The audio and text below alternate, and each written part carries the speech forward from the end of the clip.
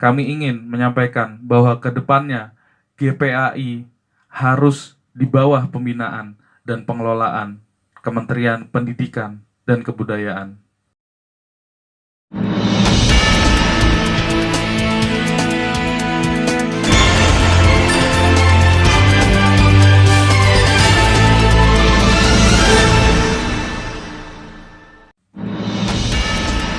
Assalamualaikum warahmatullahi wabarakatuh. Salam SGM, salam perjuangan. Sahabat guru PAI yang saya muliakan, apa kabar semuanya? Semoga kita semua dalam keadaan sehat serta selalu dalam lindungan Allah Subhanahu wa taala. Amin ya Allah ya rabbal alamin. Pada kesempatan kali ini, saya akan membacakan surat terbuka GPAI yang ditujukan kepada para pengambil kebijakan untuk memperhatikan nasib GPAI yang tidak ditangani dengan baik oleh Kementerian Agama. Untuk sahabat yang belum menyaksikan video perjuangan kami yang sebelumnya, silakan klik tautan di atas supaya tidak ketinggalan pembahasan dan paham akan permasalahan dan kesalahan-kesalahan Kemenak dalam mengelola GPAI. Sahabat guru PAI yang semoga dirahmati oleh Allah, tanpa panjang lebar lagi, berikut saya sampaikan surat terbuka GPAI non-sertifikasi. Kepada yang kami hormati, 1. Bapak Presiden Republik Indonesia, 2. Bapak Menteri Agama Republik Indonesia, 3. Bapak Menteri Pendidikan dan Kebudayaan Republik Indonesia, 4. Bapak-bapak dan ibu-ibu anggota Komisi 8 Dewan Perwakilan Rakyat Republik Indonesia, 5. Bapak-bapak dan ibu-ibu anggota Dewan Perwakilan Daerah Republik Indonesia, 6. Bapak-bapak dan ibu-ibu Komisioner Ombudsman Republik Indonesia, 7. Bapak-bapak dan ibu-ibu pimpinan organisasi profesi guru di seluruh wilayah Indonesia. Assalamualaikum warahmatullahi wabarakatuh. Ba'da salam, semoga Allah senantiasa melimpahkan inayah dan hidayahnya kepada Bapak Ibu semua dalam memberikan pelayanan terhadap bangsa dan rakyat Indonesia. Melalui surat terbuka ini, izinkan kami, guru PAI yang mengajar di sekolah umum di bawah naungan Kementerian Pendidikan dan Kebudayaan dan atau pemerintah daerah di seluruh Indonesia untuk menyampaikan keluh kesah dan curahan hati selaku pegawai negeri sipil atau PNS yang mendapatkan perlakuan kebijakan secara diskriminatif dan telah berlangsung selama bertahun-tahun, hampir tanpa ada upaya perbaikan dari kementerian atau lembaga yang berkepentingan. Bapak Ibu yang kami hormati, perlu kami sampaikan bahwa pendidikan adalah unsur terpenting untuk membawa sebuah bangsa menuju pada puncak peradabannya, yakni sebuah peradaban yang tidak hanya maju secara teknologi, tapi sekaligus religius, santun, dan humanis, secara moral dan etika yang didasarkan pada nilai-nilai agama. Alhamdulillah, bangsa kita Indonesia yang walaupun bukan bangsa agama, tapi telah menjadikan agama sebagai pijakan dasar dalam membangun peradaban bangsa ke depan, termasuk pendidikan sebagaimana amanat konstitusi kita yang menempatkan ketuhanan yang Maha Esa sebagai sila pertama dalam susunan dasar negara kita, Pancasila. Melalui sila ini, pemerintah negara Republik Indonesia di dalam sistem pendidikan telah menjadikan pendidikan agama sebagai salah satu mata pelajaran wajib di semua tingkatan pendidikan, mulai dari pendidikan dasar sampai dengan pendidikan tinggi. Namun demikian, keberadaan pendidikan agama di sekolah belumlah dapat tampil indah sebagaimana tujuan filosofisnya. Ketidakelokan tersebut terwujud dalam layar pengelolaan pendidikan agama dan guru agama yang didasarkan pada peraturan perundang-undangan yang sudah cukup usang untuk menjawab persoalan-persoalan keagamaan yang kekinian. Bapak Ibu yang kami hormati, kami adalah insan pendidikan yang setiap hari berkecimpung sebagai praktisi pendidikan di semua tingkat yang menghadapi banyak persoalan, baik yang bersumber dari insan pendidikan dalam kurung peserta didik yang terus berkembang secara dinamis, maupun persoalan yang bersumber dari diri kami sendiri sebagai manusia biasa yang tentu memiliki hasrat pemenuhan kebutuhan diri dan keluarga sebagaimana profesi-profesi lainnya sesama PNS yang selama ini puluhan tahun tidak bisa kami penuhi oleh karena adanya perlakuan kebijakan diskriminatif dari pemangku kebijakan.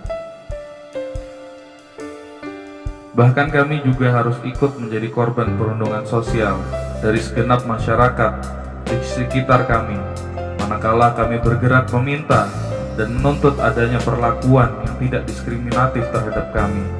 Hal ini dapat kami mengerti karena kami tahu bahwa sebagian besar dari masyarakat, termasuk Bapak dan Ibu sekalian, tidak mengetahui yang sejatinya terjadi pada kami sebagai pelaku pendidikan berstatus PNS. Di masyarakat telah menjadi pengetahuan bersama bahwa kami selaku PNS adalah satu profesi yang menjadi idaman banyak orang. Dalam pengetahuan mereka, semua PNS memiliki gaji pokok tinggi dan juga gaji tunjangan yang banyak.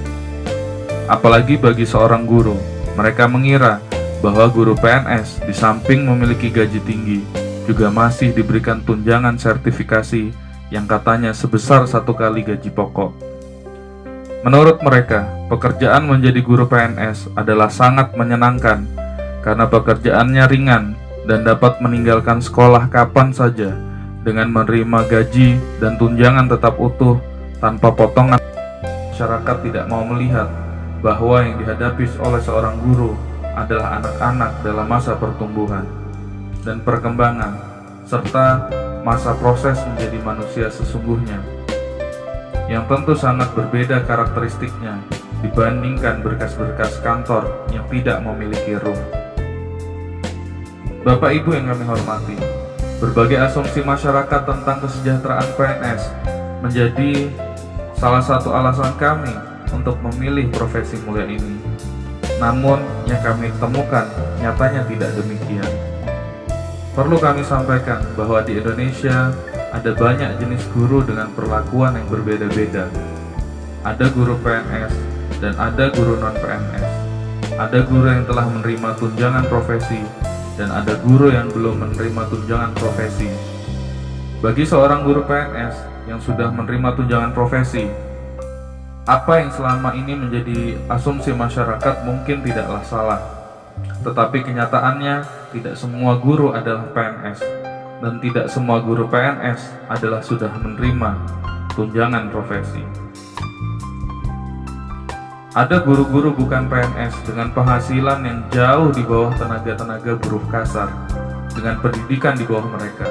Dan ada juga guru-guru PNS yang hanya membawa pulang gaji plus tunjangan melekat atau tunjangan anak dan istri serta tunjangan fungsional yang besarannya hanya sekitar 10% dari gaji pokok.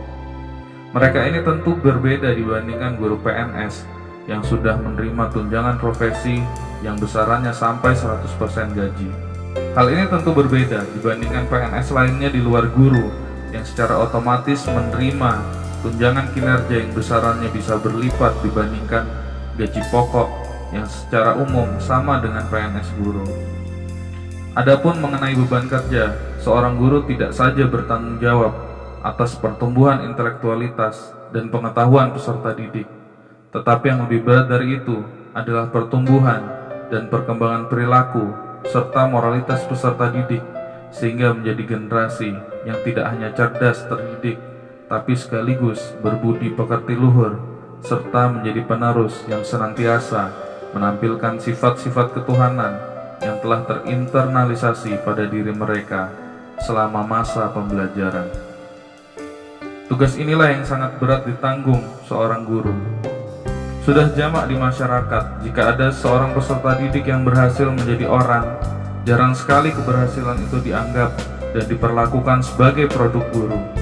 Namun sebaliknya, begitu seseorang gagal dalam mengejawantahkan perilaku dan moralitas, maka guru adalah yang terdepan dalam menanggung beban kegagalan tersebut. Bapak dan Ibu yang kami hormati, kembali ke persoalan pokok yang ingin kami sampaikan, bahwa kami adalah termasuk di antara guru-guru PNS yang telah bekerja mengajar peserta didik di berbagai tingkat. Terhitung sejak tahun 2006, kami telah mengajar dari 10 tahun. Kami memiliki beban kerja sama dengan guru-guru PNS yang sudah menerima tunjangan profesi selama bertahun-tahun. Ketika guru PNS sertifikasi bekerja paling sedikit 24 jam tatap muka dalam seminggu, maka kami juga 24 jam tatap muka dalam seminggu. Ketika guru sertifikasi mendapatkan tugas tambahan dari kepala sekolah, maka kami juga menerima tugas tambahan tersebut. Namun bedanya bahwa take home pay kami berbeda. Kami hanya menerima gaji pokok saja, sementara mereka menerima gaji pokok plus tunjangan yang besarannya 1 kali gaji. Hal yang lebih tragis lagi adalah ketika di dalam satu lembaga pendidikan atau sekolah, kami adalah satu-satunya guru dengan masa kerja puluhan tahun yang belum menerima tunjangan profesi. Bukan karena kami tidak memiliki kompetensi, tetapi selama ini kami tidak pernah diberikan kesempatan untuk mengikuti program sertifikasi. Perlu kami sampaikan bahwa kami tidak bisa mengikuti program sertifikasi secara mandiri karena kami terikat secara hukum, bahwa sertifikasi bagi guru dalam jabatan adalah kewajiban pemerintah sebagaimana amanat Undang-Undang Nomor 14 Tahun 2005 tentang guru dan dosen, Permendikbud Nomor 5 Tahun 2012, Permendikbud Nomor 29 Tahun 2016, juga Permendikbud Nomor 37 Tahun 2017. Menurut semua peraturan perundang-undangan tentang sertifikasi guru, kami sangat memenuhi syarat. Hanya sampai dengan saat ini, pemerintah belum juga memberikan kesempatan kepada kami.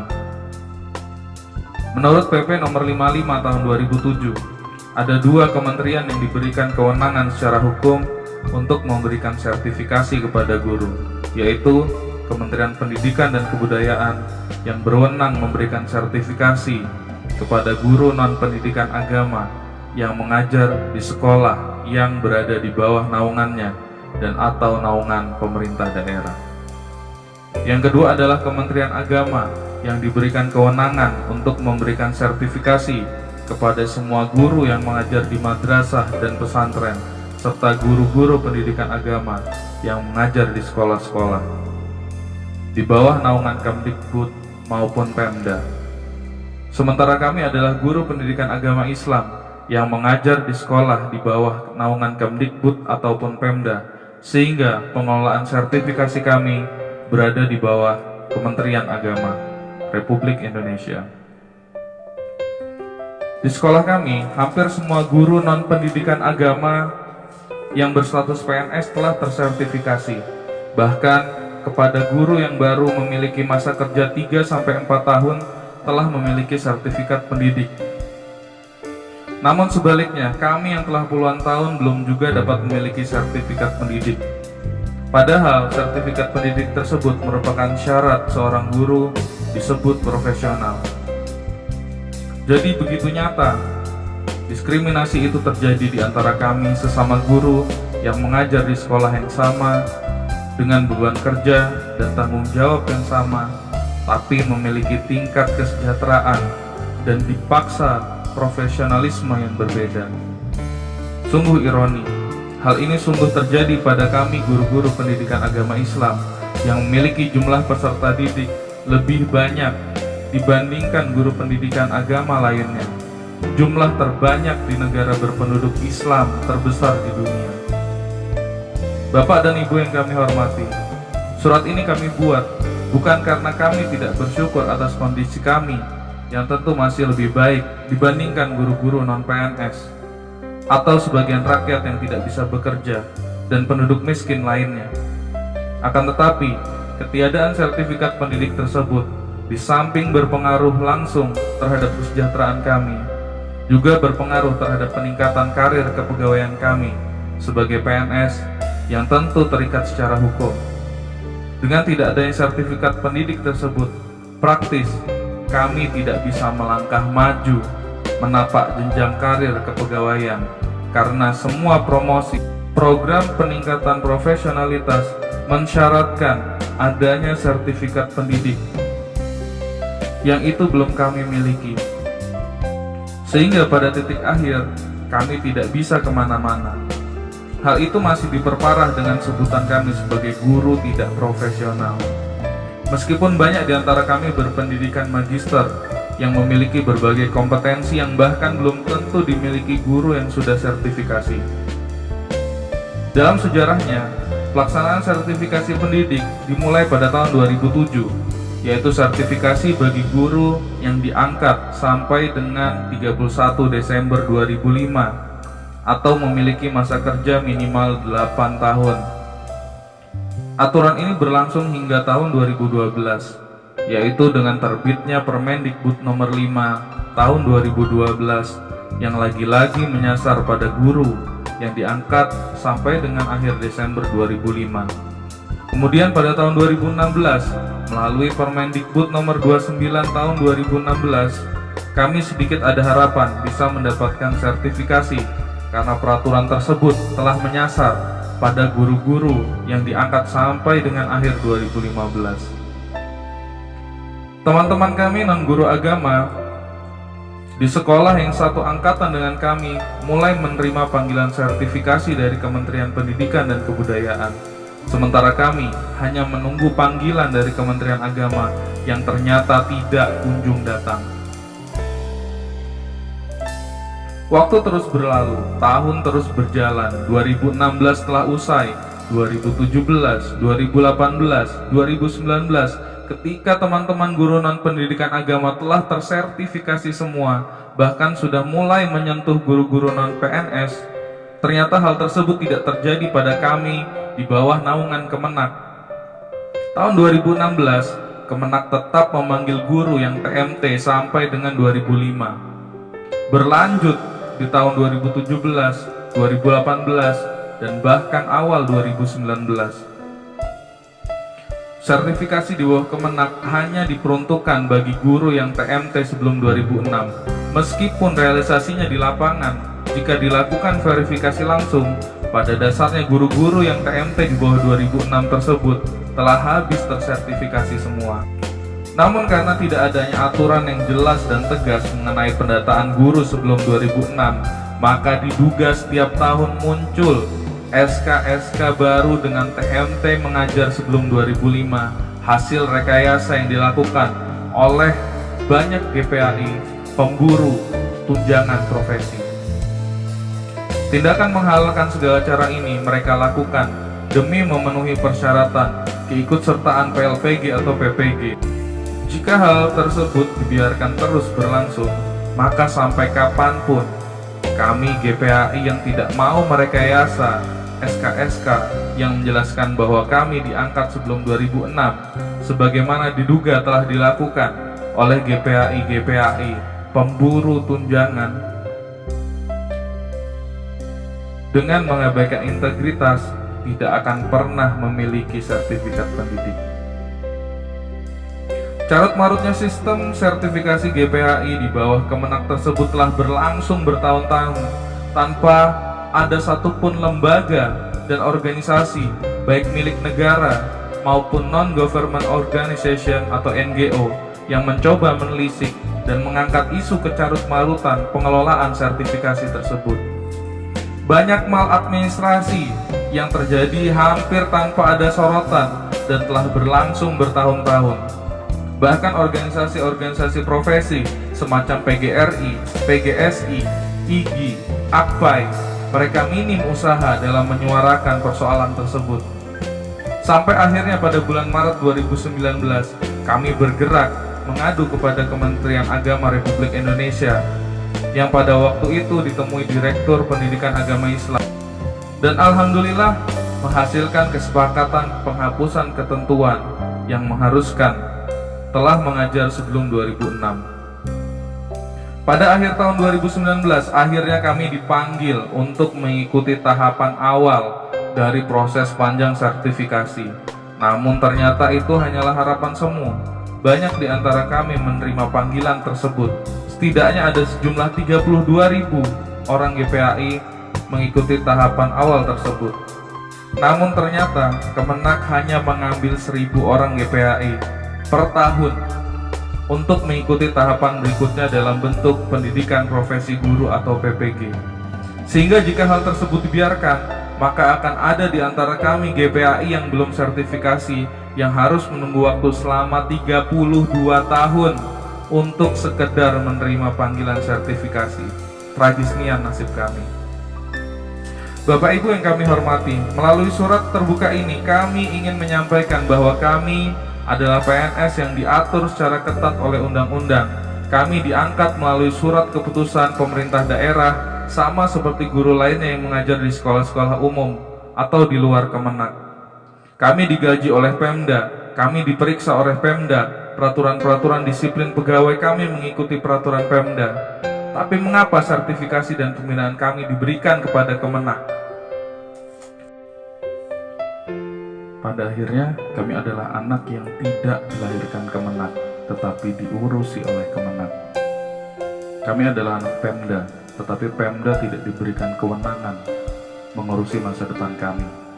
Dan hal seperti ini terjadi pada kami saja, guru-guru pendidikan agama di sekolah umum. Kami adalah satu-satunya profesi yang dipisah antara kewenangan mengangkat dan membina. Tidak ada satupun profesi yang mengalami nasib seperti kami, mulai polisi, jaksa, hakim, dan profesi lainnya. Mereka yang mengangkat, maka mereka pula yang membina. Namun itulah yang terjadi pada kami guru pendidikan agama di sekolah. Ada yang mengatakan karena pendidikan agama bersinggungan dengan dua kementerian, Kementerian Pendidikan dan Kementerian Agama, sehingga perlu dipisah antara yang berwenang mengadakan dan yang berwenang membina, termasuk memberikan sertifikat pendidik. Kalau alasannya seperti itu, kenapa pendidikan jasmani dan olahraga, pendidikan kewarganegaraan, pendidikan ekonomi tidak juga dipisah seperti kami? Apakah karena kami adalah agama yang menjadi pokok landasan didirikannya bangsa ini, sehingga kami diperlakukan secara khusus, namun berdampak pada status ketidakjelasan pada diri kami?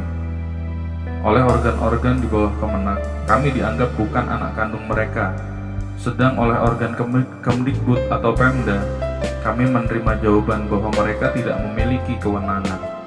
Sampai kapan ketidakjelasan yang timbul karena PP nomor 55 tahun 2007 ini akan terus berlangsung? Bapak dan Ibu yang kami hormati, melalui surat terbuka ini, kami hanya ingin diperlakukan sama sebagaimana insan-insan seprofesi lainnya, termasuk pada masa-masa pandemi seperti sekarang ini. Kami sungguh tidak menyangka, demi kontribusi Kementerian Agama terhadap penanggulangan wabah coronavirus disease atau COVID-19, PPG yang mestinya dilaksanakan Kemenak pada tahun 2020 dengan menyasar hanya 1.000 guru PAI saja dinyatakan dibatalkan.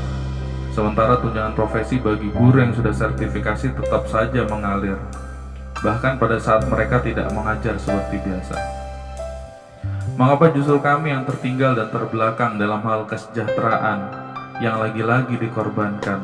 Mengapa bukan tunjangan profesinya dan tunjangan kinerja bagi PNS non-guru yang dipangkas, sehingga selama PNS akan mempunyai kesamaan?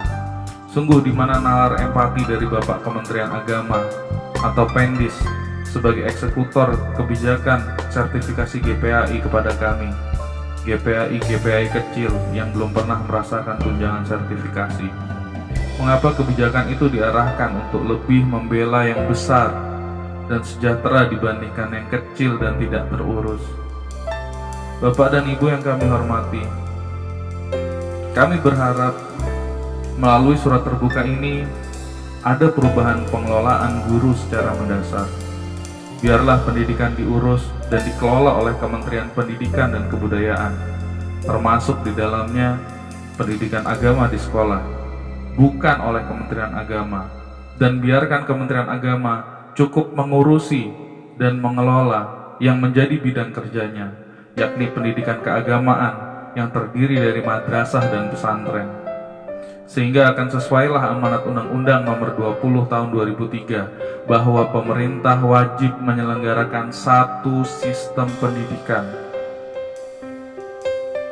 Bapak dan Ibu yang kami hormati, semoga Bapak Ibu sekalian diberikan hati dan pikiran yang jernih dalam mengambil kebijakan yang berkenan dengan dunia pendidikan di Indonesia, karena sektor inilah yang akan membawa wibawa bangsa ini di masa depan.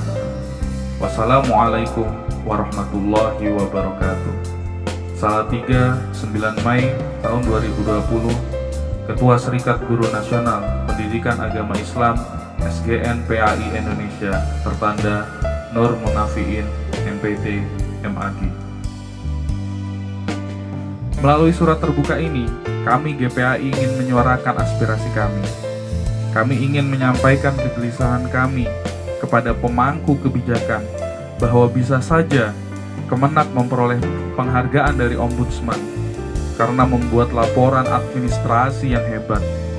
Bisa saja Kemenak memperoleh penghargaan dari pemerintah karena melakukan pelayanan yang baik. Namun dalam mengelola bidang pendidikan, terutama dalam pembinaan terhadap GPAI, sungguh Kemenak sangat kewalahan.